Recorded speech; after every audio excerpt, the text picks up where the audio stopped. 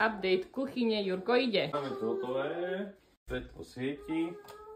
Zmeny, ktoré sme vykonali, sú následovné. Vnúka je schovaný rozvádzač, ako sme chceli. Boli potrebné nejaké úpravy dodatočné, aby to všetko sedelo. Našťastie sme nemuseli skracovať šuplík. Kvôli umiestneniu skriniek sme museli zmeniť trošku dispozície celej kuchyne. Súdna časť ostala takáto skrátená a zbytok pracovnej dosky sme presunuli sem na pevno.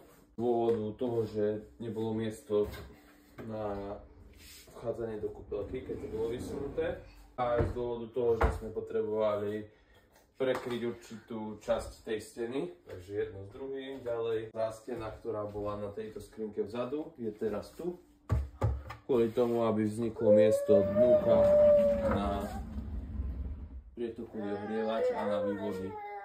Sme museli presunúť svetlo, ktoré je tu hore, ale bolo vyššie o 10 cm, ale zavádzalo by skrinke, tak to sme posúvali a to je v podstate všetko. Čo sa tu dialo?